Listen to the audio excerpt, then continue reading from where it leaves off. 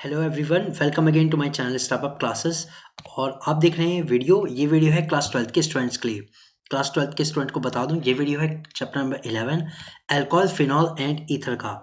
इसमें मैं आपको बता दूं कि अल्कोहल और फिनॉल का जो टॉपिक है वो अभी चल रहा है, ठीक है। और ईथर का टॉपिक इस वीडियो के बाद वाली जो वीडियो आएंगे उसमें डिस्कस होगा, ठीक है। अल्कोहल और फिनॉल का टॉपिक तो साथ साथ चल रहा है। ये वीडियो अल्कोहल और फिनॉल के टॉपिक की वीडियो नंबर 5 है, जिसमें हम डिस्कस करेंगे chemical properties of alcohol and phenol. दोनों साथ साथ चलेंगी, ठीक है। काफ़ी सारी टाइप की रिएक्शन है और एक इनका बिहेवियर होता है, एसिड बिहेवियर। वो भी हम इसमें देखने वाले हैं वीडियो में, ठीक है। तो चलिए फिर शुरू करते हैं अपनी ये वीडियो अल्कोहल फिनॉल की chemical properties of alcohol and phenol. चलिए फिर शुरू करते हैं। तो वीडियो में सबसे पहले हम देखते हैं टाइप ऑफ केमिकल रिएक्शन। देखिए, टाइप ऑफ केमिकल रिएक्शन क्यों आया, मैं यहाँ पे ये नहीं बता रहा हूँ कि कितने टाइप की रिएक्शन है, लाइक न्यूक्लियोफिलिक है या इलेक्ट्रोफिलिक है, नहीं। मैं आपको बता रहा हूँ कि अल्कोहल के अंदर केमिकल रिएक्शन जो होती हैं वो किस वजह से होती हैं। उसको मैंने दो पार्ट में डिवाइड किया है। पहला है reaction involving cleavage of O H bond. देखिए, अल्कोहल ग्रुप में सबसे मेन चीज होती है ओ एच, ठीक है। और ये जुड़ा होता है किसी कार्बन से, कार्बन या कोई भी एल्किल या फिर कोई भी एरल ग्रुप यानी कि बेंजीन रिंग, ओके। तो ये जो ओ एच होता है, पहली रिएक्शन हम देख रहे हैं कि भाई ये ओ और एच के बीच जो बॉन्ड होता है ये किस टाइप से टूटता है, ठीक है। ये किस टाइप से टूटता है, तो जब ये टूटता है तो क्या होता है। देखिए, जब ओ एच बॉन्ड टूटेगा तो यहाँ से एक चीज़ तो डेफिनेटली बनेगी, ऑक्सीजन पे नेगेटिव चार्ज आएगा और हाइड्रोजन पे पॉजिटिव। तो जब हाइड्रोजन पॉजिटिव कोई चीज़ लॉस कर रही है, चाहे वो अल्कोहल हो चाहे वो कोई भी कंपाउंड हो, अगर वो एच पॉजिटिव को लॉस कर सकती है तो जाहिर सी बात है वो एसिडिक बिहेवियर दिखाएगी। तो पहली जो रिएक्शन होंगी उनमें ओ एच बॉन्ड टूटेगा और सभी रिएक्शन जो होंगी वो क्या होंगी, उसकी एसिडिक बिहेवियर को दिखाएगी, यानी हम इसे कह सकते हैं एसिडिटी, ओके। ये एसिडिटी वाली रिएक्शन होंगी। सेकेंड रिएक्शन आती है इन्वॉल्विंग क्लीवेज ऑफ सी और ओ बॉन्ड। अब देखिए यहाँ पे सी ओ एच है, तो अब ये कह रहे हैं ये वाला बॉन्ड अगर टूट जाए, ये वाला बॉन्ड, ठीक है, तो रिएक्शन होंगी, ठीक है। यहाँ पे सी अलग हो जाएगा और ओ एच निकल के अलग हो जाएगा, ठीक है। तो दो वजह से रिएक्शन होंगी, एक तो ऑक्सीजन और हाइड्रोजन के बीच का बॉन्ड जब टूटेगा जिसके कारण उनमें एसिडिटी डेवलप होगी, एसिडिक वाली रिएक्शन होगी जो एसिड की होती है। और दूसरी रिएक्शन वो होंगी जिसमें सी यानी कार्बन और ऑक्सीजन के बीच का बॉन्ड टूटेगा, ठीक है। उसके कारण जो रिएक्शन होगी वो हम देखने वाले हैं। तो फिर चलिए शुरू करते हैं। पहली टाइप के हम रिएक्शन लेने वाले हैं, reaction involving cleavage of oxygen and hydrogen bond. हम ये देखने वाले हैं कि वो रिएक्शन जिसमें ऑक्सीजन और हाइड्रोजन का बॉन्ड टूटता है, यानी कि वो सभी रिएक्शन कैसी हैं, वो उसके एसिडिक रिएक्शन है, ठीक है। चलिए फिर इसमें पहली रिएक्शन आती है रिएक्शन विद मेटल्स। अगर आपको नहीं पता है तो मैं आपको एक शॉर्ट चीज़ बता दूं कि जब भी कोई एसिड किसी मेटल के साथ रिएक्ट करता है, कोई भी एसिड, ठीक है, जब भी कोई एसिड किसी मेटल के साथ रिएक्ट करता है तो दो चीज़ बनती है, एक तो बनता है मेटलिक सॉल्ट, एक बनता है मेटलिक सॉल्ट, और साथ में रिलीज होती है हाइड्रोजन गैस। आप इस चीज़ को याद रखिएगा, ठीक है। कोई भी एसिड हो अगर वो मेटल के साथ रिएक्ट कर रहा है तो बनेगा मेटलिक सॉल्ट और हाइड्रोजन गैस, ठीक। यहाँ पर हम रिएक्शन कराने वाले हैं अल्कोहल की, ठीक है, किसके साथ, किसी भी मेटल के साथ। So alcohol and phenols react with active metal such as sodium, potassium और aluminium to form cross bonding alkoxide, phenoxide and hydrogen gas. तो देखिए, ये बात कह रहे हैं कि अल्कोहल या फिनॉल जब भी सोडियम या पोटेशियम के साथ या फिर एल्यूमिनियम के साथ, जो कि एक्टिव मेटल्स हैं, इनके साथ रिएक्ट करता है तो या तो बनते हैं एल्कोक्साइड, अगर अल्कोहल है तो एल्कोक्साइड बनेंगे और फिनॉल है तो फिनॉक्साइड बनेंगे। ये बनाते हैं और साथ में हाइड्रोजन गैस बनाते हैं, ठीक है। ये उन्होंने रिएक्शन दिया। चलिए फिर रिएक्शन को हम देखते हैं। देखिए, रिएक्शन को कैसे लिख सकते हैं, आप लिख सकते हैं ROH। ये हमारा अल्कोहल है और इसकी हमने करा दी सोडियम के साथ रिएक्शन, ठीक है। तो ये कह रहे हैं कि क्या बन रहा है, ये बन रहा है एल्कोक्साइड, यानी कि RONA। इस वाले ग्रुप को हम कहते हैं एल्कोक्साइड, इसे हम कहेंगे सोडियम एल्कोक्साइड, ठीक है। यहाँ पर ट्वाइस आता है, ओके।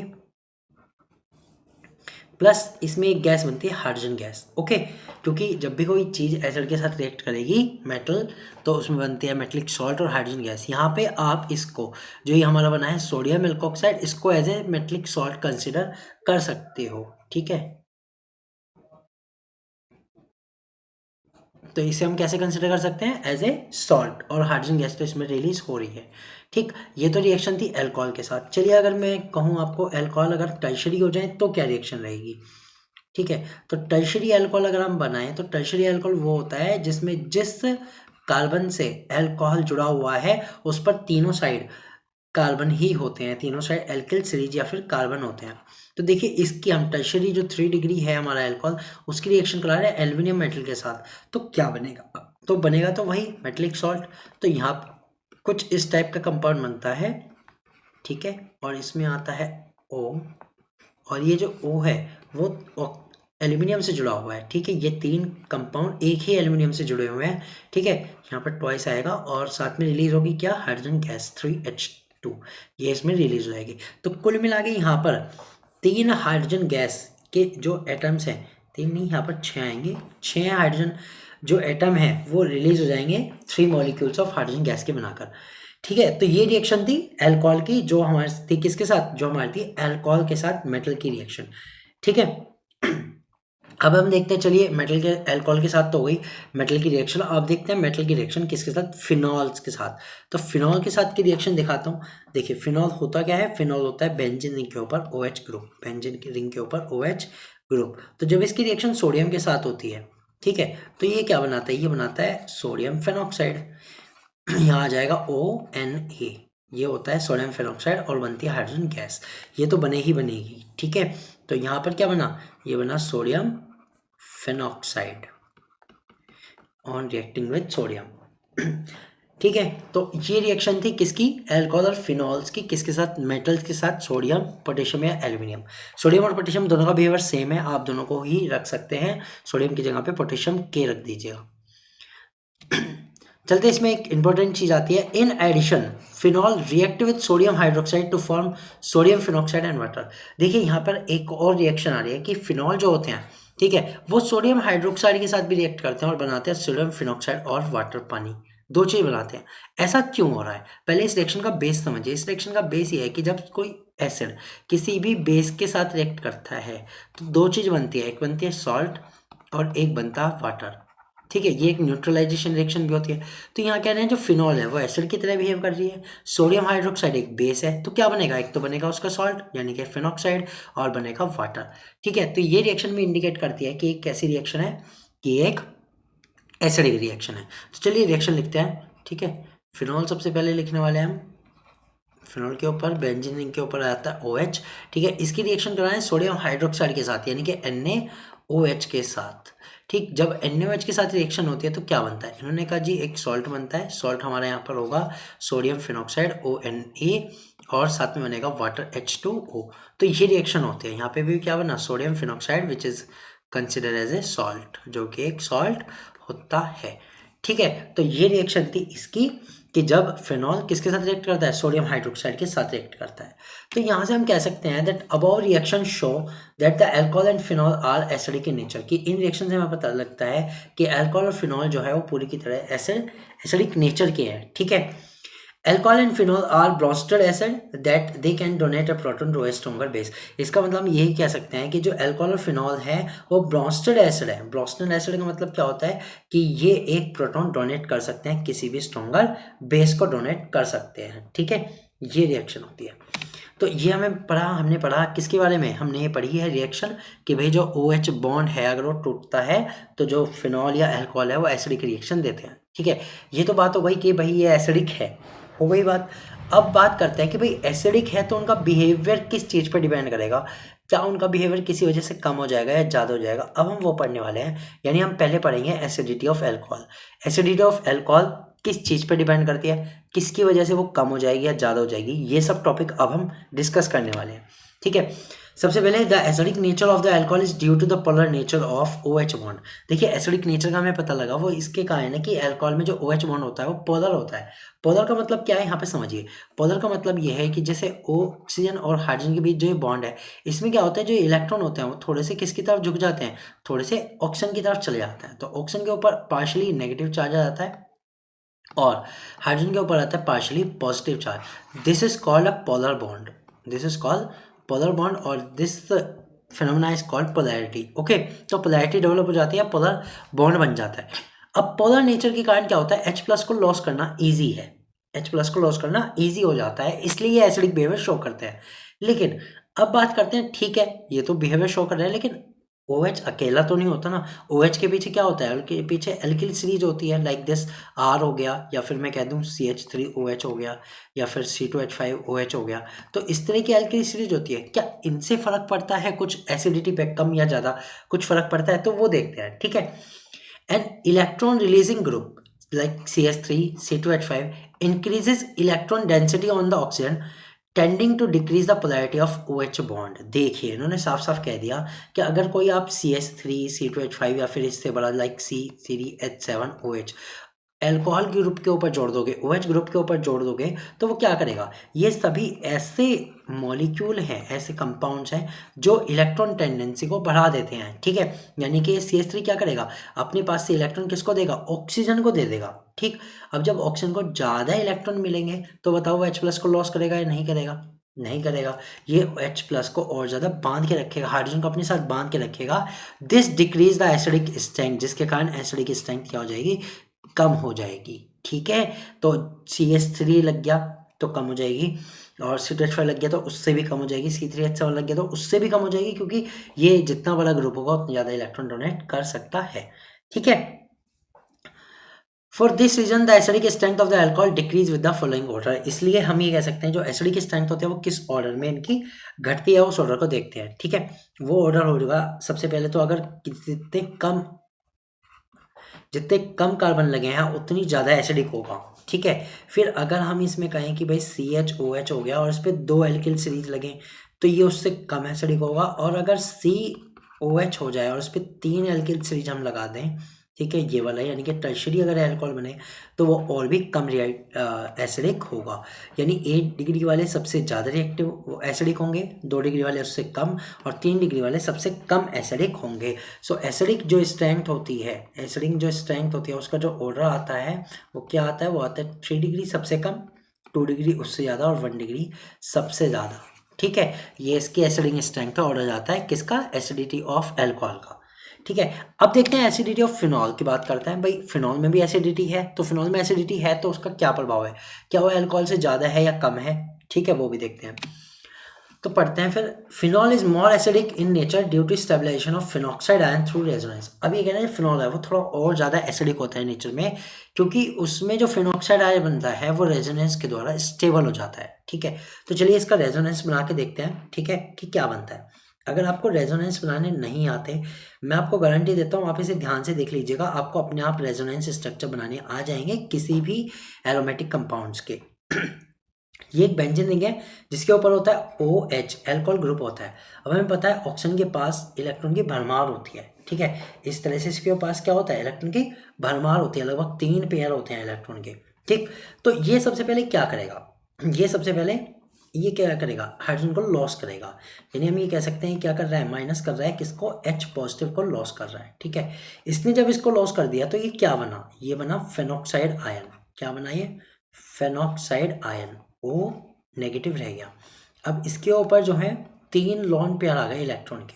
ठीक है, अब ये कह रहे हैं कि यहीं से रेजोनेंस शुरू होती है, और इसी के कारण जो फिनॉक्साइड आयन जो ये बना है हमारा फिनॉक्साइड आयन, ये स्टेबल होता है। बस हमें वही स्ट्रक्चर बनाने हैं रेजोनेंस के। तो क्या होता है, देखिए रेजोनेंस में सबसे अच्छा तरीका ये है कि आप बेंजीन रिंग के ऊपर अगर कोई है ग्रुप, कोई एटम है, उसके पास अगर लॉन पेयर है तो वो बेंजीन रिंग में ले आओ।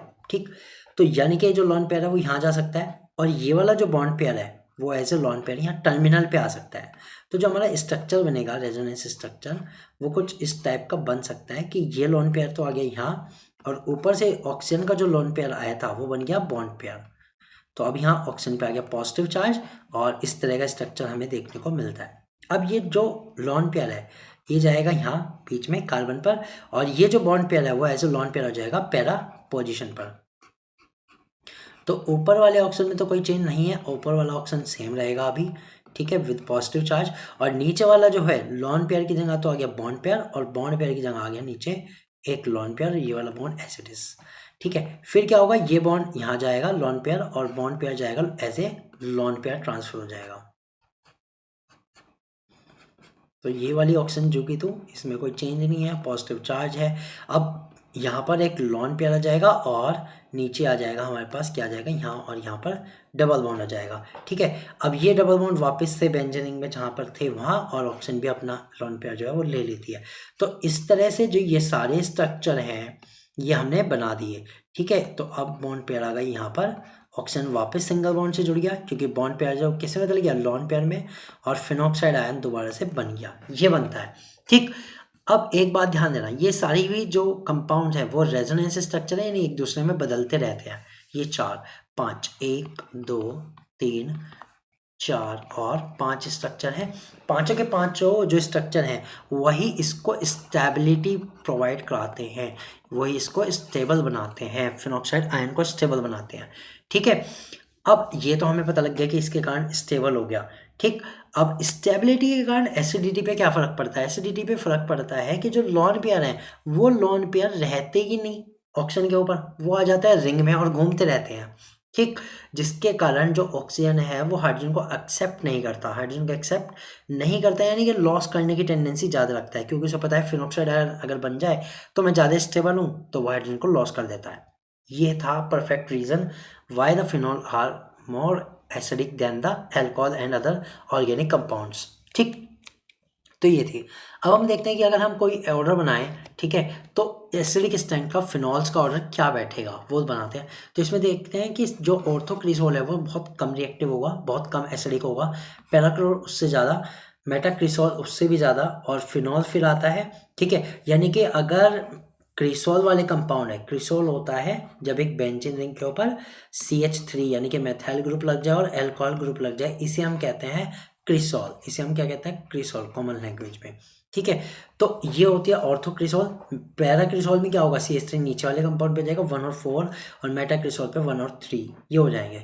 ये सभी के सभी जो हैं वो लेस रिएक्टिव हैं, किससे? फिनॉल से, फिनॉल से कम एसिडिक हैं। ठीक है, फिनॉल से कम एसिडिक हैं, सिंगल बॉन्ड के साथ OH, फिनॉल से कम एसिडिक हैं। ठीक, तो इससे ज़्यादा एसिडिक कौन होगा? इससे ज़्यादा यानी सबसे ज़्यादा जो एसिडिक होगा वो होगा कि फिनॉल के ऊपर OH तो है ही, और साथ में 3 2 4 एंड 6 पोजीशन पे नाइट्रो ग्रुप लग जाए, तो ये सबसे ज़्यादा एसिडिक होगा। ओके, मोस्ट एसिडिक यही होगा, और सबसे लेस एसिडिक क्रिसोल होगा, ऑर्थोक्रिसोल। तो इस तरह से हमने देखा कि जो एसिडिक स्ट्रेंथ होती है फिनॉल की, इस तरह से डिपेंड करती है, किस पे डिपेंड करती है? स्टेबलाइजेशन ऑफ फिनॉक्साइड आयन, जिसमें जितना ज़्यादा है उतनी ही उसकी ज़्यादा एसिडिक स्ट्रेंथ होगी। ठीक, अब ये तो बात ठीक है, लेकिन क्या हो अगर फिनॉल पे कोई और आके ग्रुप जुड़ जाए? कोई और ग्रुप भी जुड़ सकता है, जरूरी नहीं है कि अल्कोहल अकेले ही होगा, अल्कोहल के साथ कोई और भी ग्रुप जुड़ सकता है। दो तरह के ग्रुप होते हैं, एक तो होते हैं electron withdrawing group, EWG electron withdrawing group, और दूसरा होता है EDG इलेक्ट्रॉन डोनेटिंग ग्रुप। दो तरह के ग्रुप होते हैं। ठीक, तो प्रेजेंस ऑफ EWG यानी electron withdrawing group increase the acidity of phenol by stabilizing the phenoxide ion. तो ये कह रहे हैं कि क्या करते हैं? EWG वो होते हैं जो इलेक्ट्रॉन को विड्रॉ करते हैं, खींच लेते हैं। तो ये क्या करते हैं? जब इलेक्ट्रॉन को खींच लेंगे ऑक्सीजन एटम से, तो क्या होगा? जाहिर सी बात है, एसिडिटी जो है वो बढ़ जाएगी। तो पूरा प्रोसेस देखते हैं क्या होता है। EWG attracts electron away from the oxygen atom. जो EWG है, इलेक्ट्रॉन विड्रॉविंग ग्रुप है, वो क्या करते हैं? इलेक्ट्रॉन को अट्रैक्ट करते हैं away from the oxygen atom, oxygen atom से दूर। स्टेबलाइजेज द फिनॉक्साइड आयन, जिसके कारण फिनॉक्साइड आयन स्टेबलाइज हो जाता है, reducing its tendency to attract proton. और इसकी जो प्रोटॉन को अट्रैक्ट करने की जो टेंडेंसी है वो कम हो जाती है। यानी कि अगर मैं कहूँ अट्रैक्ट करने की तो टेंडेंसी कम हो रही है, लेकिन अगर लॉस करने की टेंडेंसी की बात करें तो वो बढ़ जाएगी, यानी ज़्यादा जल्दी लॉस कर सकता है। तो जाहिर सी बात है, ज़्यादा जल्दी लॉस कर सकता है तो वो उतना भी अच्छा एसिड होगा, उतना ही अच्छा एसिड होगा। ठीक, now the presence of EDG electron donating group decrease the acidity on the phenol. EDG supplies electron to the oxygen atom. अब EDG क्या करते हैं? इलेक्ट्रॉन सप्लाई करते हैं, किसको? ऑक्सीजन एटम को सप्लाई करते हैं। इंक्रीजेस नेगेटिव चार्ज डेंसिटी, और फिर क्या होता है उस पे, इलेक्ट्रॉन पे यानी ऑक्सीजन एटम पे क्या होता है? चार्ज डेंसिटी बहुत ज़्यादा बढ़ जाती है। ठीक, more ready to accept proton, और ऑक्सीजन क्या होता है? ज़्यादा प्रोटॉन को एक्सेप्ट कर सकता है, लॉस नहीं करता, एक्सेप्ट करता है। जब वो एक्सेप्ट करेगा, जब ज़्यादा प्रोटॉन को एक्सेप्ट करेगा ऑक्सीजन एटम, तो जाहिर सी बात है एसिडिटी जो है घट जाएगी, क्योंकि एसिडिटी डिपेंड करती है कि ऑक्सीजन कितनी जल्दी प्रोटॉन को यानी H पॉजिटिव को लॉस कर सके। जितने जल्दी लॉस कर सके, जितनी आसानी से लॉस कर सकता है, उतना ही ज़्यादा एसिडिक होगा। तो हम यहाँ पर एक नतीजे पे पहुँचे हैं, सिंपल जो EWG है उनसे जो एसिडिटी है वो इंक्रीज हो जाती है। आप लिख लीजिएगा, फिनॉल की जो एसिडिटी है वो इंक्रीज हो जाती है, और EDG से जो एसिडिटी है वो घट जाती है। Note this point for your further notes, आप इन्हें नोट में नोट कर लीजिएगा। बहुत ज़्यादा इंपॉर्टेंट ये टॉपिक था acidity of alcohol and phenols की, ठीक है। इसी से रिलेटेड एक रिएक्शन आती है एस्टरिफिकेशन, इंपॉर्टेंट रिएक्शन है, ठीक है, बहुत इंपॉर्टेंट है। तो एस्टरिफिकेशन कैसे कैसे कर सकता है, किस किस चीज़ के यूज से हम इसे कर सकते हैं, वो देखेंगे इस रिएक्शन में। So alcohol and phenols react with carboxylic acid, acid chlorides and acid anhydride to form ester. तो देखिए ये कह रहे हैं तीन चीज से, अल्कोहल और फिनॉल तीन चीज से रिएक्ट करते हैं और ईस्टर बनाते हैं। पहली है कार्बोक्सिलिक एसिड यानी कि COOH ग्रुप, दूसरा है एसिडिक क्लोराइड यानी COCl ग्रुप, और तीसरा है एसिडिक एनहाइड्राइड, ये होता है RCO होल ट्वाइस O, ये ग्रुप होता है, ठीक है। इसे मैं लिख के बता दूंगा और कैसे होता है। तो इन तीन चीज से यूज करके हम क्या बना सकते हैं, ईस्टर बना सकते हैं। इन तीन चीज पर अल्कोहल और फिनॉल के रिएक्शन से हम बना सकते हैं ईस्टर। तो आज यही रिएक्शन हम अभी देखने वाले हैं, ठीक है। देखिए मैं कोई भी ग्रुप ले रहा हूँ, चाहे तो एल्किल ग्रुप हो सकता है या एल्किल ग्रुप हो सकता है, और इसके साथ हमारा OH जुड़ गया, तो चाहे तो एरिल ग्रुप है यानी कि बेंजीन रिंग है, या फिर एल्किल ग्रुप है, सिंपल हेलो एल्किन में से कोई सा एल्किल ग्रुप है, ठीक है। तो उसके साथ अगर OH जुड़ गया तो ये बन गया अल्कोहल। हम इसे क्या देंगे, हम इसे नाम देंगे अल्कोहल का। ये हमारा कोई भी अल्कोहल है, ठीक है, या फिनॉल है, ठीक। अब इसके साथ सबसे पहले हम रिएक्शन कराएंगे कार्बोक्सिलिक एसिड के ग्रुप के यानी COH के। सपोज मैंने एक COH ग्रुप लिया जिसमें R' लगाया, ये हमारा क्या हो गया, ये हमारा कार्बोक्सिलिक एसिड हो गया, ठीक है। तो जब कार्बोक्सिलिक एसिड के साथ रिएक्ट करते हैं तो इस रिएक्शन में होता क्या है, देखिए इस रिएक्शन में बनता है एक तो वाटर बनता है और एक बनता है ईस्टर। अब ईस्टर का ग्रुप क्या है, एस्टरिफिकेशन क्यों कहते हैं, क्योंकि इसमें ईस्टर बनता है। अब ईस्टर का जो ग्रुप होता है वो होता है, जनरली जो ग्रुप हम लिखते हैं वो लिखते हैं RCOOR, यानी कि COOR, ठीक है। ये होता है हमारा ईस्टर का ग्रुप, जिसमें दो तरह के एल्किल ग्रुप जुड़े होते हैं और एक एल्किल ग्रुप जुड़ा होता है किससे, ऑक्सीजन से, ठीक। तो ये बनता है। अब इसमें क्या हो रहा है, देखिए हम एसिड रिएक्शन पढ़ रहे हैं, हम पढ़ रहे हैं acidity of phenol, acidity of alcohol. तो हम यहाँ से कौन सा बॉन्ड तोड़ें, हम यहाँ से जो बॉन्ड तोड़ेंगे वो तोड़ेंगे ऑक्सीजन और हाइड्रोजन के बीच का, ठीक है। ऑक्सीजन और हाइड्रोजन के बीच का बॉन्ड तोड़ेंगे, यानी यहाँ से हाइड्रोजन अलग निकल रहा है, और ये जो है RCOH यानी कार्बोक्सिलिक एसिड में से OH अलग निकल रहा है। ये ध्यान रखिएगा, जनरली जो स्टूडेंट्स हैं वो क्या सोचते हैं, वो सोचते हैं कि R में से तो OH हट गया, यहाँ से अल्कोहल में से तो OH हट गया और इसमें से H हट गया, लेकिन ऐसा नहीं है।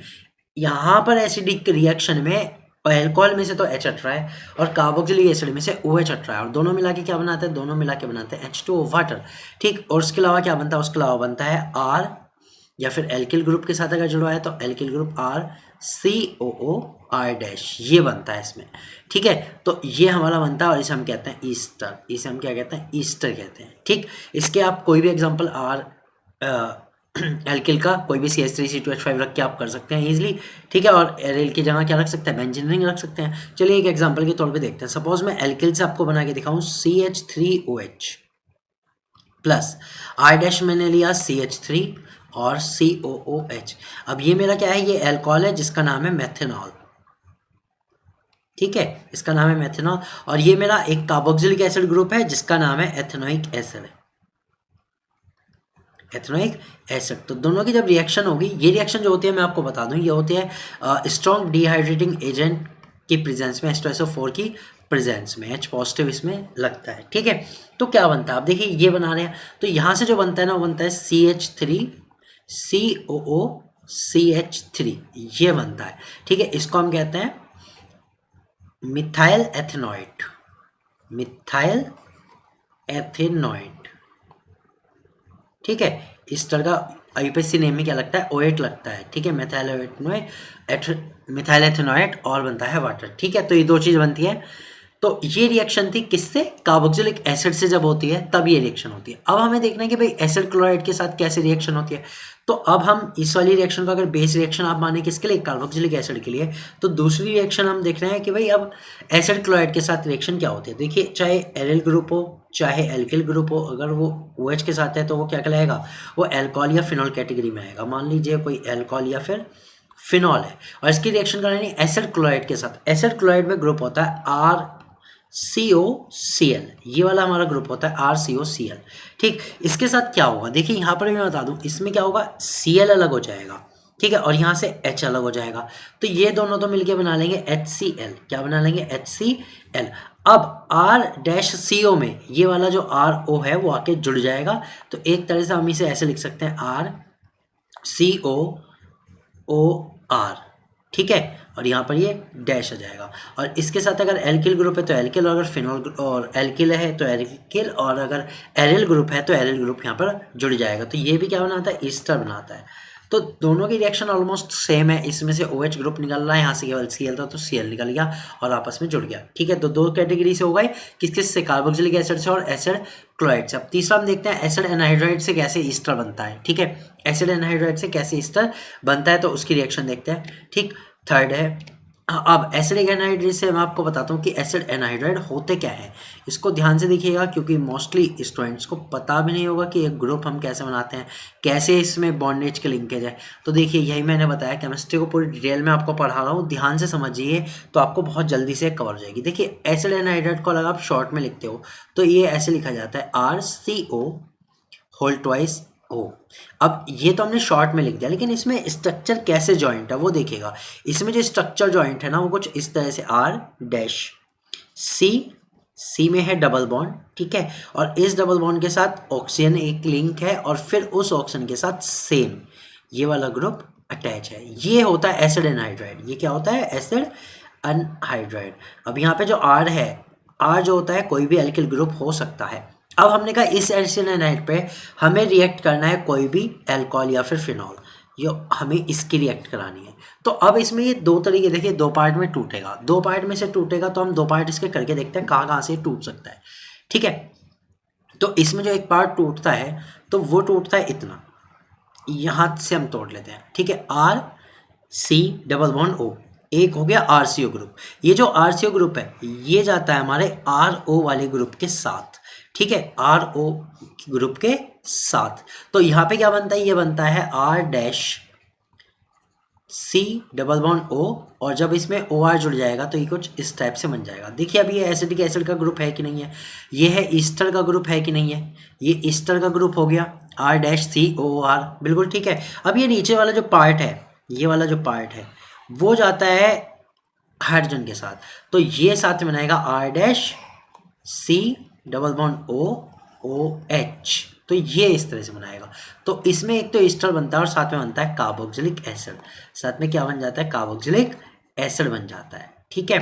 तो ये रिएक्शन हो गई है। अब इसमें ये प्रोडक्ट बने हैं ईस्टर और कार्बोक्सिलिक एसिड। जब हम एसिड एनहाइड्राइड के साथ रिएक्शन करते हैं तो एसिड एनहाइड्राइड का ब्रेकडाउन कैसे होता है वो मैंने आपको दिखा दिया, दो पार्टीशन में हो जाता है, ठीक है। आई होप कि बिल्कुल आपको क्लियर हो गया होगा, ठीक है। फिर इसी के साथ चलते हैं हम अगली रिएक्शन पे, ठीक है, वो देखते हैं। अब ये जो रिएक्शन आ रही है, ठीक है, ये एसिड की रिएक्शन नहीं है क्योंकि यहाँ पर अब हम नहीं देख रहे हैं एसिड रिएक्शन, हम देख रहे हैं एक नए टाइप है reaction involving cleavage of CO bond. अब यहाँ पे ये कह रहे हैं कि भाई जो C और O का बॉन्ड है ना वही टूट जाता है, C अलग हो जाता है और ऑक्सीजन अलग हो जाता है। तो अब इस तरह की रिएक्शन देखेंगे जिसमें कार्बन ने OH को ही हटा दिया, पूरे OH को हटा दिया, C और O के बीच का बॉन्ड टूट गया, ठीक है। इस टाइप की रिएक्शन अब हम देखने वाले हैं। तो इसमें जो हमारी पहली रिएक्शन आती है वो रिएक्शन आती है reaction of alcohol with hydrogen halides. उसमें हम अल्कोहल की रिएक्शन किसके साथ देखेंगे, हाइड्रोजन हैलाइड्स के साथ देखेंगे। अब हाइड्रोजन हैलाइड क्या है बताइए। हाइड्रोजन हैलाइड आप सिंपल कह सकते हो, कोई भी हैलोजन एसिड जो होते हैं उन्हें हाइड्रोजन हैलाइड कहते हैं। लाइक इन्हें रिप्रेजेंट करते हैं HX से, और HX हो सकते हैं HCl। देखिए हाइड्रोजन हैलाइड है कि नहीं है, hydrogen chloride HCl, HBr hydrogen bromide हो गया, ये भी है हाइड्रोजन हैलाइड्स, और HI हो सकता है। तो ये सभी क्या है, हाइड्रोजन हैलाइड है। अब इन्हीं के ऊपर अल्कोहल की रिएक्शन हमें देखनी है, ठीक है। तो ये चीज़ हमें ध्यान से नोट करनी है। आप देखिए इस रिएक्शन में हम क्या लिख सकते हैं, इस रिएक्शन में हम क्या लिख सकते हैं, इस रिएक्शन में हम लिखेंगे ROH, ये हमारा कोई भी अल्कोहल ग्रुप हो गया, ये हमारा कोई भी अल्कोहल ग्रुप हो गया, ठीक है। तो अल्कोहल ग्रुप पे हम रिएक्शन करा रहे हैं, बहुत सिंपल सी HCl की करा लो या कोई भी HX की करा लो, ठीक है। HCl की करा रहे हैं हाइड्रोजन क्लोराइड, ठीक। तो यहाँ से क्या बनता है, देखिए यहाँ से बहुत ईजी रिएक्शन होती है, जो Cl है वो जाके कब्जा करता है R पर, ठीक है। तो एक तो बनता है RCl और बनता है H2O। तो यहाँ से हमें पता लगा कि ये हेलो एल्केन बनाता है, क्या बनाता है, ये हेलो एल्केन बनाता है, जो हम चैप्टर पूरा कर चुके हैं। तो यहाँ से हेलो एल्केन बनता है और वाटर बनता है, सिंपल सी रिएक्शन थी, हो गई।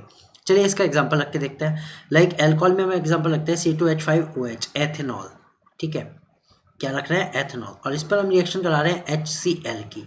तो क्या होता है, तो देखिए इसमें बनेगा जो Cl है वो किसके साथ अटैच होगा, C2H5 के, तो ये हो जाएगा C2H5Cl और बन जाएगा H2O। तो यहाँ से ये बना क्लोरोएथेन, ये बन जाता है। ठीक, तो ये रिएक्शन थी when reaction of alcohol with hydrogen halides, reaction of alcohol with hydrogen halides. ठीक, ये रिएक्शन थी। तो इसमें हमारे पास क्या बनता है, हेलो एल्केन बनता है, ये आप याद रखिएगा। चलते हैं अगली रिएक्शन पे। अगली रिएक्शन है reaction of alcohol with phosphorus trihalide, कि अल्कोहल की रिएक्शन अगर हम फास्फोरस ट्राइहैलाइड के साथ करें तो क्या बनता है। देखिए फास्फोरस ट्राइहैलाइड जो होते हैं वो होते हैं PX3 टाइप के। ठीक है, PX3 का मतलब है PCl3 भी हो सकता है, PBr3 भी हो सकता है और PI3 भी हो सकता है। ये जो रिएक्शन है अगर आपको डिटेल में देखनी है तो मैं इसके लिए रेफरेंस दूंगा हमारे चैप्टर नंबर 10 का, जिसका नाम है halo alkane and hello arene. उसमें आप देख सकते हैं डिटेल में कैसे कैसे रिएक्शन होती है। क्योंकि यहाँ चैप्टर है अल्कोहल का, हम केमिकल प्रॉपर्टी पढ़ रहे हैं, तो जितना आपके लिए यूजफुल है इस चैप्टर से रिलेटेड उतना मैं आपको समझाऊंगा। ठीक है, तो अल्कोहल के साथ रिएक्शन करानी है तो अल्कोहल लेते हैं ROH और इस पर रिएक्शन करानी है PCl3 की। चलिए कराते हैं फॉस्फोरस ट्राइक्लोराइड की, फॉस्फोरस ट्राइक्लोराइड की रिएक्शन कराते हैं। ठीक है, किसके ऊपर, अल्कोहल के ऊपर कराते हैं। तो इसमें क्या बनता है, देखिए इसमें 3 मॉलिक्यूल्स आपको लेने पड़ेंगे, किसके, आर के, अल्कोहल के लेने पड़ेंगे आपको 3 मॉलिक्यूल्स, क्योंकि वो तीनों के तीनों हैलोजन Cl से अटैच हो जाते हैं। तो यहाँ बनते हैं 3RCl, यानी कि वो तीनों मॉलिक्यूल्स बन गए किसके, RCl के, हेलो एल्केन के बन गए, हेलो एल्केन के ग्रुप बन गए। ठीक है, और साथ में क्या बनता है, साथ में हमारे पास बनता है H3PO3 which is phosphoric acid. तो ये दो चीज बनती है।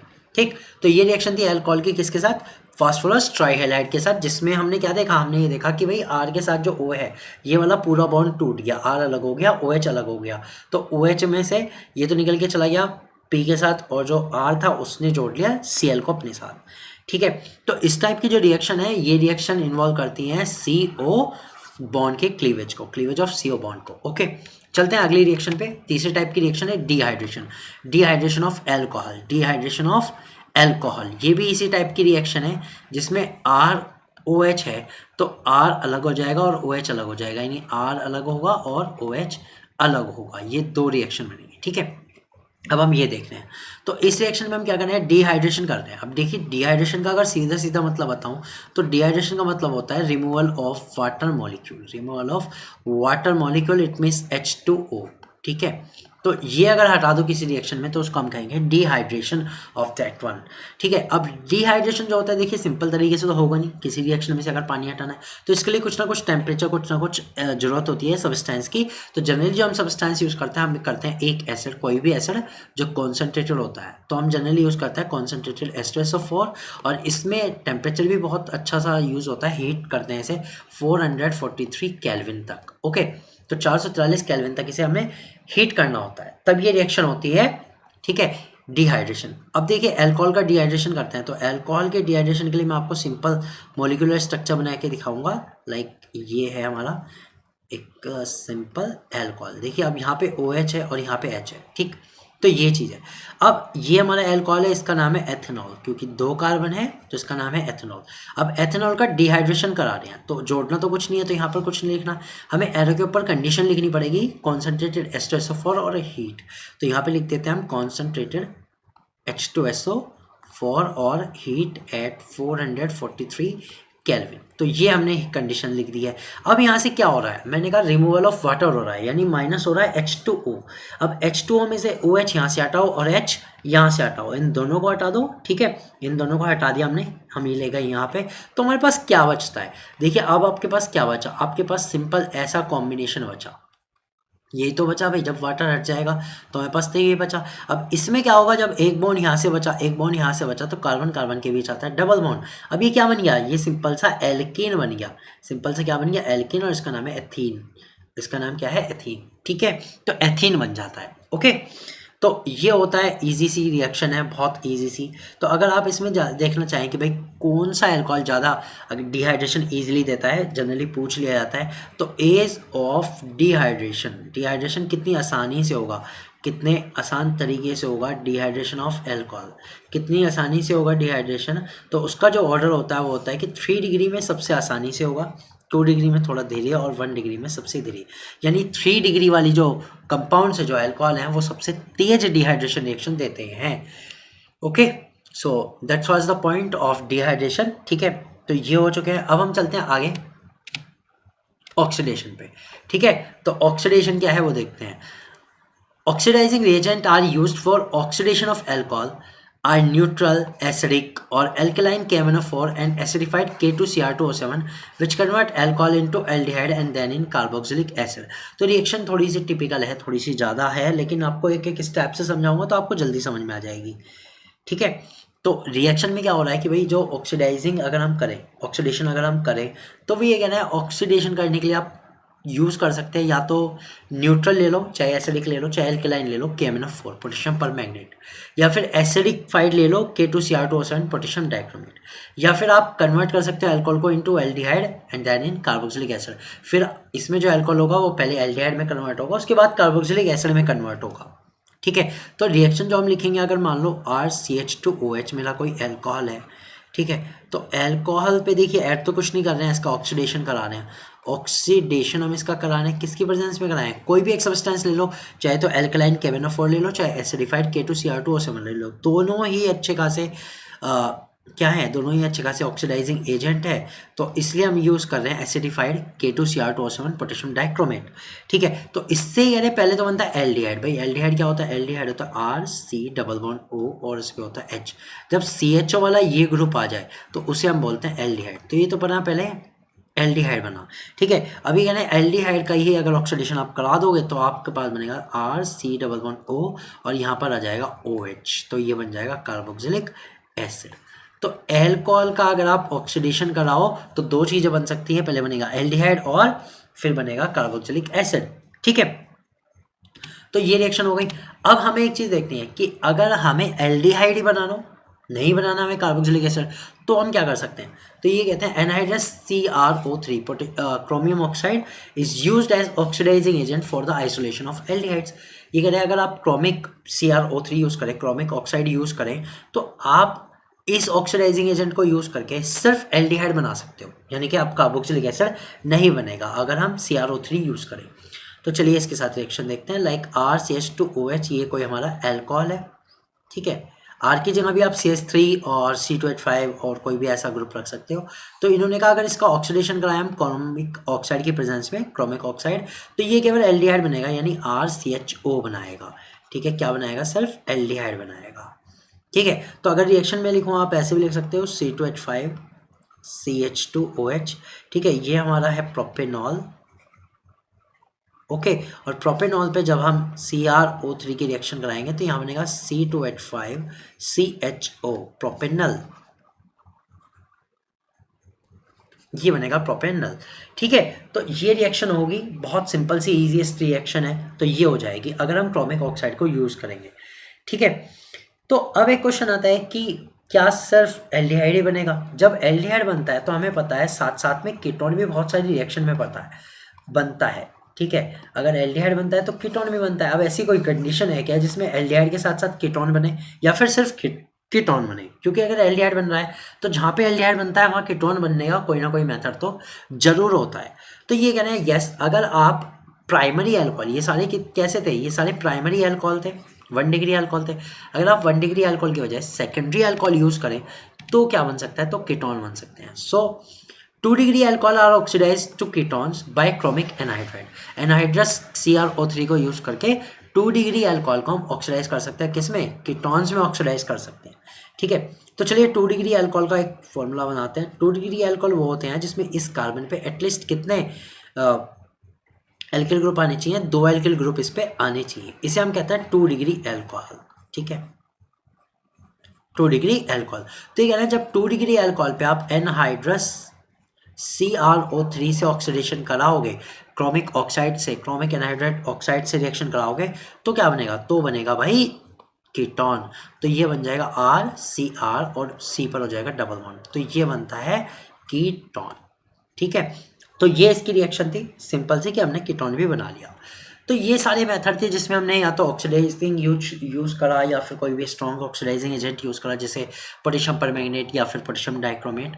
और एल्डिहाइड ही बनाना है तो सिर्फ हम यूज़ कर सकते हैं क्रोमिक ऑक्साइड, और अगर हमें कीटोन बनाना है तो 2 डिग्री वाला एल्कोहल यूज़ कर सकते हैं विद क्रोमिक ऑक्साइड। ये था सारा मेथड, ठीक है, ऑक्सीडेशन का। तो ऑक्सीडेशन में 3 प्रोसेस चले हमारे, ठीक है, बता देता हूँ एक बार। ऑक्सीडेशन में हमारे चले हैं 3 प्रोसेस, ठीक है, डिटेल में एक बार लिख लीजिए आप इन्हें। तो अब इन्हें एक बार डिटेल में आप लिख लीजिए यहाँ पर, ठीक है। तो सबसे पहले जो रिएक्शन आई है वो क्या आई थी हमारी, वो आई थी हमारी ऑक्सीडेशन में, ठीक है। तो ऑक्सीडेशन में हमने पहले यूज़ करा एल्कोहल के ऊपर, मैं वर्ड्स में लिख रहा हूँ, ठीक है, सिंबल में नहीं लिख रहा हूँ। एल्कोहल के ऊपर ही हमने यूज़ करा क्या, हमने यूज़ करा या तो एल्कलाइन KMnO4 या फिर हमने यूज़ करा एसिडिफाइड K2Cr2O7। तो इससे ऑक्सीडेशन होकर हमारे पास बनता है, पहले बनता है aldehyde and further the reaction will occur and then it produce carboxylic acid, ठीक है। तो ये हमारे पास बनता है। लेकिन अब हम चाह रहे थे कि केवल एल्डिहाइड बने, तो इन्होंने कहा भाई एल्डिहाइड के लिए आप एक काम करो, एल्कोहल लो, अगर 1 डिग्री एल्कोहल ले रहे हो तो 1 डिग्री एल्कोहल पे क्रोमिक ऑक्साइड की रिएक्शन करा दो, CrO3 की रिएक्शन करा दो, तो आपको सिर्फ एल्डिहाइड मिल जाएगा।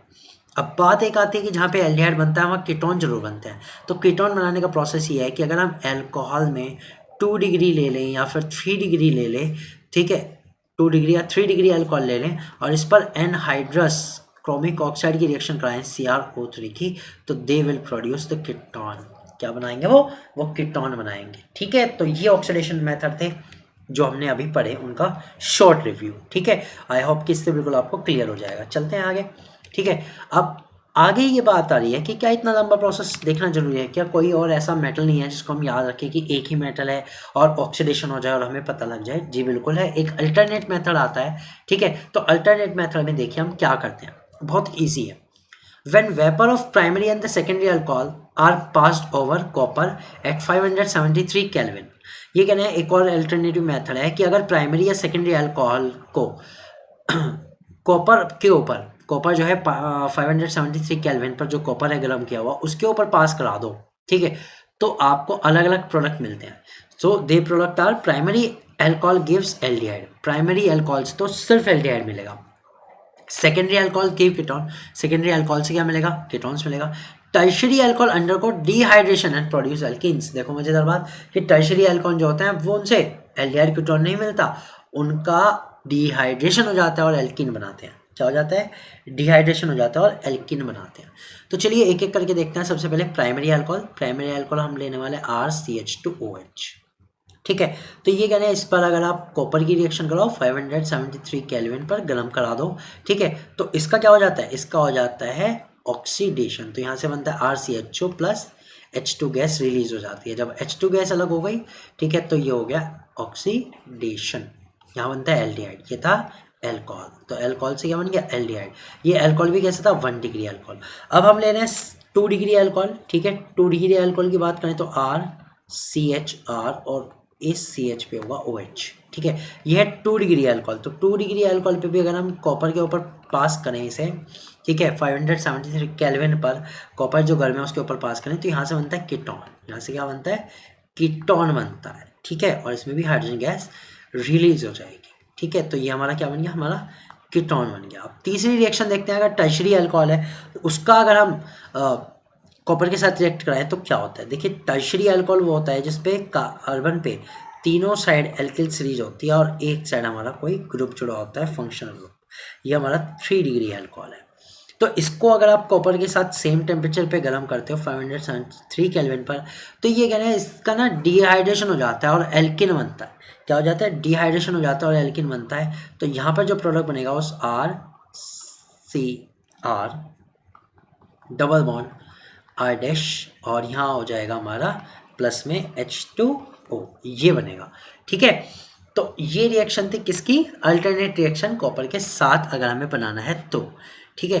अब चलते हैं हम आगे। अगली जो रिएक्शन है वो देखिए है, वो है सारी की सारी electrophilic substitution reaction only for phenols. वो सारी की सारी इलेक्ट्रोफिलिक सब्सटीट्यूशन रिएक्शन और वो सिर्फ फिनॉल की होती है, ठीक है, वो और किसी की नहीं होती, सिर्फ फिनॉल से होती है। इनमें भी क्लीवेज वही हो रहा है, C और O का बॉन्ड, कार्बन और ऑक्सीजन का बॉन्ड, ठीक है, वही क्लीवेज हो रहा है, वही हम देखने वाले हैं, ठीक है। तो चलिए फिर शुरू करते हैं, अलग अलग टाइप के इसमें भी रिएक्शन है तो वो देखते हैं। पहली रिएक्शन आ रही है नाइट्रेशन। नाइट्रेशन क्या होता है? नाइट्रेशन होता है भाई सिंपल सा NO2 का एडिशन, एडिशन ऑफ NO2 को हम कहते हैं नाइट्रेशन। तो इसके लिए क्या यूज़ करते हैं वो देखते हैं। Phenols react with dilute nitric acid at low temperature 298 kelvin. ये कह रहे हैं डाइल्यूट नाइट्रिक एसिड के साथ रिएक्शन करता है, यानी HNO2 के साथ, HNO3 के साथ रिएक्ट करता है 298 केल्विन पर, and gives a mixture of ortho and para nitrophenol. Ortho और पैरा नाइट्रोफिनॉल बनते हैं। देखिए इलेक्ट्रोफिलिक सब्स्टिट्यूशन है, ठीक है। इलेक्ट्रोफिलिक सब्स्टिट्यूशन का मतलब क्या होता है कि ये जो ग्रुप जाएगा वो बेंजीन रिंग पे जाके जुड़ेगा, ठीक है, क्योंकि ये सारी की सारी रिएक्शन सिर्फ फिनॉल के लिए है, और फिनॉल होता है बेंजीन रिंग के ऊपर एक OH, इसको हम कहते हैं फिनॉल ग्रुप, ठीक है। तो जब इसके ऊपर हम रिएक्शन कराते हैं, किसकी कराते हैं? डाइल्यूट HNO3 की, ठीक है। तो क्या बनता है? डाइल्यूट HNO3 की रिएक्शन अगर हम कराएं 298 केल्विन पर, तो क्या बनता है? तो बनता है एल्कोहल, और इस पे जुड़ जाता है एक NO2, तो ये बनता है ऑर्थो नाइट्रोफिनॉल, ऑर्थो नाइट्रोफिनॉल, और साथ में एक पैरा प्रोडक्ट भी इसमें बनता है। पैरा प्रोडक्ट भी इसमें बनता है, जहाँ पे नाइट्रो जो है वो किस पे जाके जुड़ता है? पैरा पोजीशन पे जाके जुड़ता है, तो इसे हम कहते हैं पैरा नाइट्रोफिनॉल। तो ये इसका नाइट्रेशन का प्रोडक्ट हमें मिल जाता है, ठीक है। अब चलते आगे बात करते हैं इसमें। देखिए ये कह रहे हैं orthonitrophenol is steam volatile due to intramolecular H bonding, while paranitrophenol is less volatile due to intermolecular H bonding which cause the association of molecules. तो ये कह रहे हैं दो चीज़ है, एक तो ऑर्थोनाइट्रोफिनॉल जो होते हैं वो स्टीम वोलेटाइल, यानी अगर उन्हें भाप में इजीली बदला जा सकता है, क्योंकि उनके बीच ना इंट्रामोलिकुलर H बॉन्डिंग होती है। अब इंट्रामोलिकुलर H बॉन्डिंग होती है एक ही मॉलिक्यूल में, with in the same molecule, with in same molecule. जब एक ही मॉलिक्यूल में अगर H बॉन्ड बन जाए तो उसे कहते हैं इंट्रामोलिकुलर, एंड इंटरमोलिकुलर क्या होता है? With in H bonding with in different molecules, with different molecule. तो अलग अलग मॉलिक्यूल्स लिए अगर उनके बीच में बॉन्डिंग है तो उसे हम कहेंगे इंटरमोलिक्यूल, और एक ही मॉलिक्यूल्स के अंदर अगर कहीं पे बॉन्डिंग है H बॉन्डिंग तो उसे हम कहेंगे इंट्रा H बॉन्डिंग, ठीक। तो दोनों का एग्जांपल देखते हैं और समझते हैं कि कैसे एक स्टीम वोलेटाइल है और दूसरा नहीं है। तो सबसे पहले बताऊंगा ऑर्थोनाइट्रोफिनॉल के। देखिए ऑर्थोनाइट्रोफिनॉल का अगर हम स्ट्रक्चर बनाएं तो वो कुछ ऐसा बनता है कि एक बेंजीन रिंग होता है, ठीक है, और इस बेंजीन रिंग पे OH होता है सबसे टॉप पे और NO2 होता है साइड में। जो NO2 है मैं उसको बॉन्डिंग को कुछ ऐसे बना रहा हूँ, ठीक है, ये होता है। अब हमें पता है कि जो OH ग्रुप का हाइड्रोजन है और ऑक्सीजन जो है नाइट्रो वाले ग्रुप के साथ, उन दोनों के बीच बनता है H बॉन्ड। ये क्या बनता है? H बॉन्ड, हाइड्रोजन बॉन्ड बनता है, ठीक है। अब इस हाइड्रोजन बॉन्ड के बनने के कारण ये स्टीम वोलेटाइल होता है, ठीक है। वो क्या होता है? स्टीम वोलेटाइल होता है। इस टाइप के बॉन्ड को जो एक ही मॉलिक्यूल्स में बने हो उन्हें हम कहते हैं intramolecular H bond, intramolecular H bond कहते हैं, ठीक है। अब हम बात करते हैं पैरानाइट्रोफिनॉल की। तो भाई ये कहना है जो पैरानाइट्रोफिनॉल होते हैं उनके आपस में तो बन नहीं पाता। क्यों नहीं बन पाता? क्योंकि OH और जो नाइट्रो है वो नीचे जाते हैं तो बहुत दूर दूर होते हैं, आपस में नहीं बन पाता, लेकिन ये दूसरे मॉलिक्यूल आस पड़ोस वाले के साथ बना लेते हैं, ठीक है। तो इसको हम कुछ ऐसे लिखते हैं, ये बेंजीन रिंग है, OH हो गया तो फिनॉल हो गया, ठीक है, और इस फिनॉल पर नाइट्रोजन के साथ डबल बॉन्ड में ऑक्सीजन और एक सिंगल बॉन्ड में ऑक्सीजन। अब ये जो सिंगल बॉन्ड का ऑक्सीजन है ये दूसरे वाले सेम नाइट्रोफिनॉल के साथ क्या कर लेता है? बॉन्डिंग कर लेता है, ये वाला। तो ये जो है ये दो मॉलिक्यूल के बीच में है, इसलिए इसे कहते हैं intramolecular H bonding, intramolecular H bonding. क्योंकि दो मॉलिक्यूल के बीच है इसलिए इंटर आया, जब एक ही मॉलिक्यूल में होता है तो इंट्रा आता है, ठीक है। तो ये था ऑर्थो नाइट्रोफिनॉल के बारे में। अगर कोई टॉपिक आता है तो वो आप बता सकते हैं इजीली, कोई दिक्कत नहीं है, ठीक है। अभी तीसरा मेथड कह रहे हैं on reaction of phenol with concentrated nitric acid phenol is converted to 2,4,6 trinitrophenol which is also known as picric acid. ये कह रहे हैं अगर फिनॉल पर और ज़्यादा आपको मतलब चाहिए नाइट्रो ग्रुप ऐड करने हैं तो इससे एक बहुत अच्छा कंपाउंड बनता है, पिक्रिक एसिड बनता है 2,4,6 ट्राइनाइट्रोफिनॉल। तो इससे एक बहुत अच्छा कंपाउंड बनता है, पिक्रिक एसिड बनता है 2,4,6 ट्राइनाइट्रोफिनॉल बनता है। तो इसकी रिएक्शन देखते हैं कि 2,4,6 ट्राइनाइट्रोफिनॉल है क्या। देखिए अगर ये कहना है कि अगर हम फिनॉल पर कॉन्सेंट्रेटेड नाइट्रिक एसिड की रिएक्शन कराएं, कॉन्सेंट्रेटेड HNO3 की रिएक्शन कराएं, तो 2,4,6 ट्राइनाइट्रोफिनॉल बनता है। 2,4,6 का मतलब क्या है? देखिए 2,4,6 का मतलब है कि अल्कोहल से शुरू करके एक तो सेकंड नंबर पे NO2, उसके बाद 3, उसके बाद 4th नंबर पे NO2 और एक और 6 नंबर पे NO2, यानी 1 2 3 4 5 एंड 6। तो हमने देखा एक तो 2 नंबर पे है, एक 4 नंबर पे और एक 6 नंबर पे। इस कंपाउंड को हम कहते हैं 2,4,6 ट्राई नाइट्रोफिनॉल। अब ये जो ट्राई नाइट्रोफिनॉल है ना, इसी को हम एक और नाम दे रखा है, हमने क्या दे रखा है? पिक्रिक एसिड नाम दे रखा है इसका, पिक्रिक एसिड। और ये जो ट्राइनाइट्रोफिनॉल होता है, मैं आपको बता दूं, अभी हमने एसिडिक कैरेक्टर भी पढ़ा था, ये सबसे ज़्यादा एसिडिक होता है इन सब में, जितने भी कंपाउंड अब तक आए हैं उन सब में सबसे ज़्यादा एसिडिक होता है। तो ये तो था छोटा सा टॉपिक नाइट्रेशन का, जिसमें अलग ही टॉपिक थे, वो सारे मैंने करा दिए हैं, नाइट्रेशन का कोई पार्ट नहीं रहा है। अब चलते हैं आगे, अगला जो टॉपिक है हेलोजनेशन। हेलोजनेशन मतलब क्या है? हेलोजनेशन मतलब है addition of halogens, addition of halogen. अब हेलोजन के एडिशन में क्या हो सकता है? हेलोजन के एडिशन में एडिशन हो सकता है भाई Cl का, Br का, आयोडीन का, इन सब का एडिशन आराम से हो सकता है। ठीक है, तो अगर ब्रोमीन का एडिशन कराओगे तो ब्रोमिनेशन, क्लोरीन का कराओगे क्लोरिनेशन, और आयोडीन का कराओगे आयोडीनेशन। तो इस हिसाब से मैं करा रहा हूँ ब्रोमीन का एडिशन, तो इसे हम लिखेंगे ब्रोमिनेशन, इसे हम लिखेंगे ब्रोमिनेशन। ठीक है, तो ब्रोमिनेशन कैसे होता है वो देखते हैं। When the direct halogenation reaction is carried out in a solvent of low polarity such as CS2 and CaCl3, it gives ortho and para product। ये कहते हैं जब डायरेक्ट हेलोजनेशन कराया जाता है, ठीक है, अल्कोहल का या फिनॉल का जो डायरेक्ट हेलोजनेशन कराया जाता है, किसमें? सॉल्वेंट यूज करते हैं जैसे CS2 या CaCl3 में, तो ये direct ortho and para product देता है, हेलोजन का ऑर्थो या पैरा प्रोडक्ट देता है। ठीक है, तो चलिए देखते हैं। हमने बनाया सबसे पहले तो अपना वही फिनॉल बनाया, क्योंकि फिनॉल पर ही तो हमें रिएक्शन करानी है। और फिनॉल पर अगर ये कह रहे हैं डायरेक्ट आप Br2 की रिएक्शन करा दो जो एक्सेस अमाउंट में है, ठीक है, एक्सेस अमाउंट के साथ रिएक्शन करा दी, और ये डिजोल्व किस में है? CS2 कार्बन डाइसल्फाइड में या फिर CH3 क्लोरोफॉर्म में डिजोल्व है। ठीक है, तो जब ये रिएक्शन होती है लगभग 273 केल्विन, ऑलमोस्ट 0 केल्विन पर, 0 डिग्री सेल्सियस पर। ठीक है, तो इसमें बनता है एक तो ऑर्थो प्रोडक्ट बनता है, यानी OH के साथ एक आ जाएगा Br, ये हो गया हमारा ऑर्थो ब्रोमो फिनॉल। एक प्रोडक्ट तो बनता है ऑर्थो प्रोडक्ट, और दूसरा बनता है पैरा प्रोडक्ट। दूसरा क्या बनता है? पैरा प्रोडक्ट बनता है। पैरा में ब्रोमीन का आएगी, पैरा में ब्रोमीन आएगी नीचे। ठीक है, ये हमारा पैरा ब्रोमो फिनॉल बन गया। ओके, तो ये चीज होती है, दो तरह के इसमें हमारे पास बन जाते हैं। ठीक है, तो यहां पर बात हो गई है। अब क्या हो अगर हम जैसे नाइट्रोजन हमने बहुत सारे ऐड करे थे, ठीक है, नाइट्रो भी बहुत सारे ऐड करे, तो वहां से बना 2,4,6 ट्राई नाइट्रो, तो क्या ट्राई ब्रोमो बन सकता है? बिल्कुल बन सकता है। When bromine water is treated with phenol it form 2,4,6 tri bromo phenol as white precipitate. तो ये कहना है अगर ब्रोमीन वाटर के साथ फिनॉल की रिएक्ट करा दो तो 2,4,6 ट्राई ब्रोमो फिनॉल बनता है। चलिए उसकी भी रिएक्शन देखते हैं। भाई ये कह रहा है फिनॉल लीजिए, और फिनॉल के ऊपर आपको क्या कराना है? ब्रोमीन की रिएक्शन करानी है, किसमें? एक्सेस में। तो Br2 हम ले रहे हैं, एक्सेस अमाउंट है, बहुत ज़्यादा अमाउंट है, क्योंकि हमने क्या लिया है? ब्रोमीन वाटर लिया है, हमने ब्रोमीन वाटर लिया है। ठीक है, तो ये इसलिए एक्सेस में, और जब इसकी रिएक्शन होती है तो यहाँ से जो कंपाउंड बनता है वो बनता है 2,4,6 Br, यहाँ पर भी एक Br और यहाँ पर भी एक Br, तो ये होता है कंपाउंड 2,4,6 ट्राई ब्रोमो फिनॉल।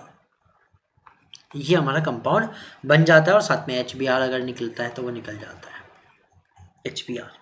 ठीक है, तो खैर ये हमारा कंपाउंड बन गया, इसे हम नाम देते हैं 2,4,6 ट्राइब्रोमो फिनॉल। इसका जो बनता है वो कंपाउंड बनता है वाइट प्रेसिपिटेट। क्या बनाता है वो? वाइट प्रेसिपिटेट बनाता है। ओके, तो ये रिएक्शन हो गई क्लियर।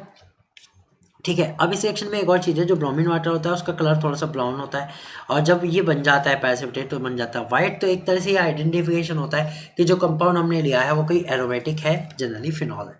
ठीक है, तो उसका भी ये टेस्ट होता है। चलते हैं आगे, अगली रिएक्शन देखते हैं फिनॉल्स की, वो है सल्फोनेशन।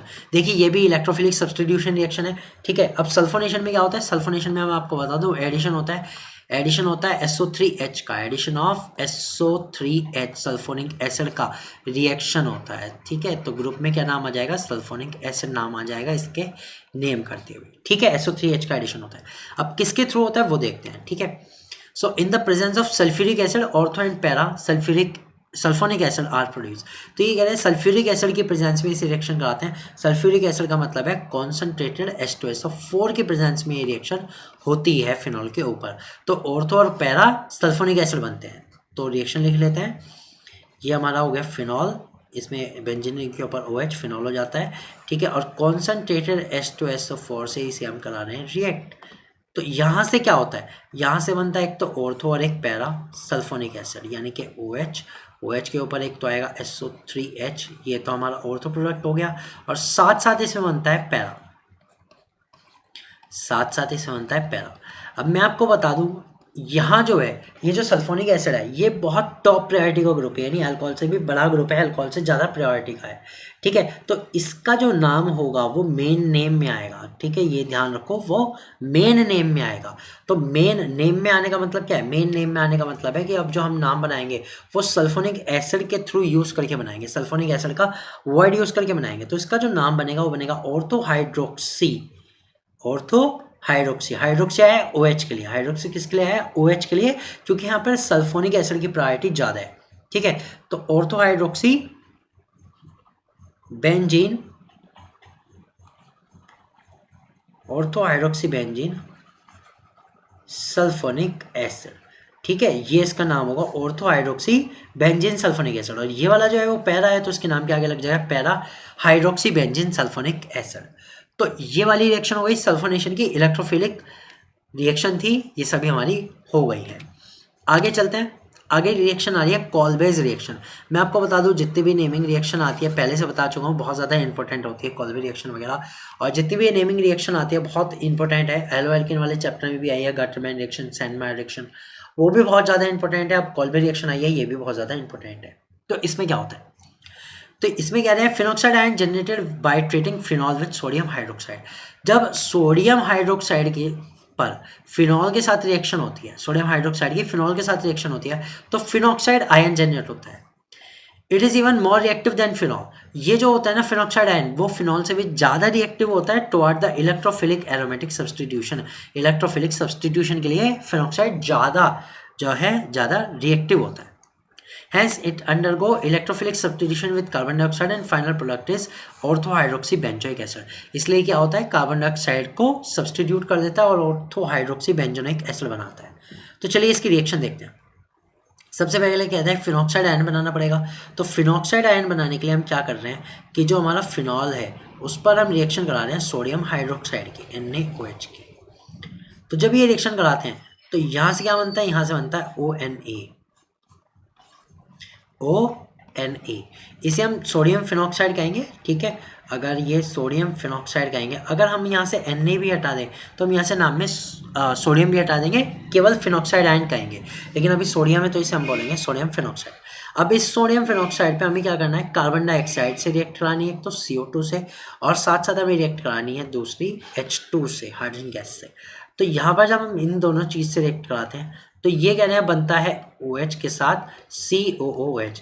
अब यहाँ पे भी मैं आपको बता दूं जो COH है वो सबसे टॉप मोस्ट प्रायोरिटी का ग्रुप है, तो आप उसे 1 नंबर दोगे और 2 नंबर पे आ जाएगा हाइड्रोक्सी।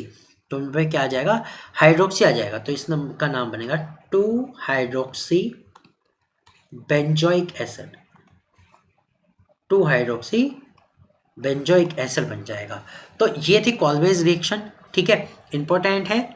कॉल्बेज रिएक्शन में मैं आपको बता दूं होता क्या है कि फिनॉल से बेंजोइक एसिड बनता है, बस ये याद रख लो तो आपको काफ़ी सारी चीज़ें याद रहेंगी।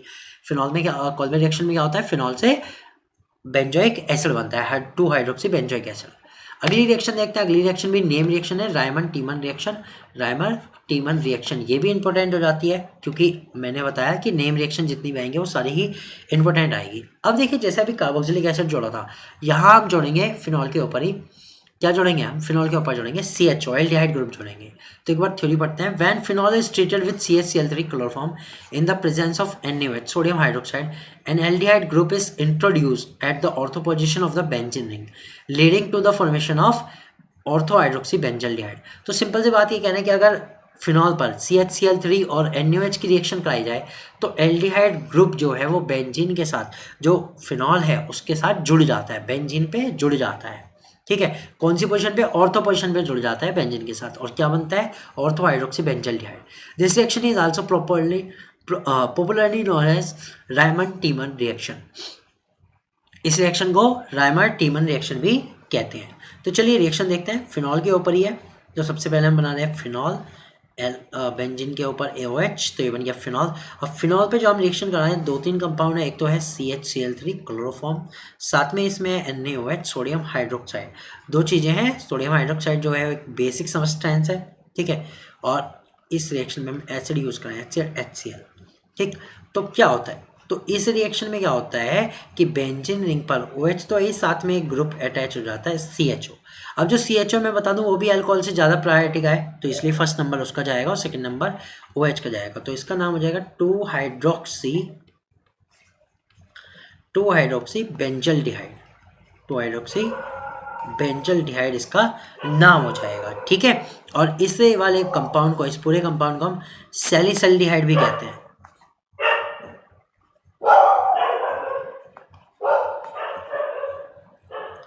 इस वाले कंपाउंड को हम और क्या कहते हैं? सैलिसल्डिहाइड भी कहते हैं। ठीक है, तो ये रिएक्शन थी, जितनी भी थी इलेक्ट्रोफिलिक सब्स्टिट्यूशन की, सारी की सारी बेंजीन की चल रही है, फिनॉल की चल रही है। ठीक है, अब अगली रिएक्शन देखते हैं, रिएक्शन विद जिंक डस्ट। देखिए 10 रिएक्शन अब तक आ चुकी है, अगर मैं आपको बताऊं टोटल 10 रिएक्शन आ चुकी है। ठीक है, तो reaction with zinc dust, zinc के साथ क्या रिएक्शन होती है? इम्पोर्टेंट रिएक्शन है क्योंकि ईजी रिएक्शन है और एक अच्छा कंपाउंड बनता है इसमें, सिंपल वाला। ठीक है, तो फिनॉल की जब हम जिंक डस्ट के साथ रिएक्शन करा रहे हैं तो वे देखते हैं क्या बनाता है। इसकी रिएक्शन लगा दो Zn के साथ। ठीक है, तो Zn जो करता है, देखिए जब भी जिंक के साथ किसी कंपाउंड के, ऑर्गेनिक कंपाउंड की जनरली रिएक्शन होती है जिसमें ऑक्सीजन हो, तो उसका हो जाता है रिडक्शन। क्या हो जाता है? उसका रिडक्शन हो जाता है। अब जब रिडक्शन हो गया इसका, तो इसमें से बेंजीन हो जाती है, बेंजीन बन जाती है और बन जाता है ZnO, जिंक ऑक्साइड, और क्या बन जाती है? बेंजीन। तो जिंक के साथ रिएक्शन में फिनॉल में क्या बनता है? बेंजीन बनती है। तो इस चीज को आप याद रखिएगा क्योंकि बेंजीन के प्रोडक्शन में भी यूज हो सकता है। फिनॉल से क्या बन जाती है? बेंजीन। सिंपल सी रिएक्शन है, जिंक पर रिएक्ट करा दो तो बेंजीन बनता है। चलते हैं अगली रिएक्शन पे। अगली रिएक्शन है रिएक्शन नंबर 11, ऑक्सीडेशन। अब हम फिर से फिनॉल का क्या देखने वाले हैं? ऑक्सीडेशन देखने वाले हैं। So oxidation of phenol with chromic acid, किसके साथ? क्रोमिक एसिड के साथ, produce a conjugated diketone known as benzoquinone. तो ये कह रहे हैं जब ऑक्सीडेशन करता है फिनॉल का क्रोमिक एसिड के साथ तो एक कॉन्जुगेटेड डाइकीटोन बनता है। कॉन्जुगेटेड डाइकीटोन का मतलब है एक ही बेंजीन रिंग पर 2 कीटोन ग्रुप जब जुड़ जाएं तो वो बनता है, उस कंपाउंड को हम कहते हैं बेंजोक्विनोन। तो चलिए रिएक्शन देखते हैं। सबसे पहले हम अपना फिनॉल बना लेते हैं। फिनॉल में होता है OH, ठीक है, और इसकी हम जो रिएक्शन करा रहे हैं वो करा रहे हैं Na2Cr2O7 के साथ H2SO4 की प्रेजेंस में, जहाँ से ये क्रोमिक ऑक्साइड बनाएगा, CrO3 बनाएगा। CrO3 बनाने के बाद जो प्रोडक्ट हमें मिल रहा है वो बन रहा है डाइकीटोन, यानी कि बेंजीन के ऊपर 2 कीटोन ग्रुप कुछ इस तरह से जुड़े हैं डायरेक्ट। तो इस कंपाउंड का नाम है बेंजोक्विनोन। इस कंपाउंड का क्या नाम है? बेंजोक्विनोन। और इसके साथ ही मैं आपको बता दूं कि जो प्रॉपर्टीज थी, chemical properties of alcohol and phenol की जितनी भी रिएक्शन थी वो हो चुकी है कंप्लीट, वो हो चुकी है कंप्लीट। और ये जो वीडियोस है अगर आप देख रहे हो और आपको लगी है अच्छी तो प्लीज़ हमारे चैनल को सब्सक्राइब कीजिएगा, और वीडियो अच्छी लगे तो वीडियो को लाइक कीजिएगा, ठीक है, और हमारे चैनल को सब्सक्राइब कीजिएगा और अपने फ्रेंड्स के साथ शेयर कीजिए, और उन्हें कहिए कि स्टेटस पर लगाएं ताकि ज़्यादा से ज़्यादा लोग हमसे जुड़ सकें, हमारे चैनल से उन्हें हेल्प मिल सके। ये जो कोर्स है वो कम्प्लीटली फ्री है, कोई कॉस्ट नहीं ली जा रही, कोई 1 रुपया नहीं लिया जा रहा फ्री भी, ठीक है, किसी भी तरह का कोई चांसेस नहीं है, ठीक। और अगर आप मुझे कांटेक्ट करना चाहते हैं तो नीचे डिस्क्रिप्शन में मेरा कांटेक्ट नंबर मिल जाएगा, वहाँ से आप मुझे कांटेक्ट कर सकते हैं ईजिली। क्लास वगैरह की टाइमिंग आपको पता लग जाएगी। सो मैं मिलता हूँ आपसे अगली वीडियो में। बाय।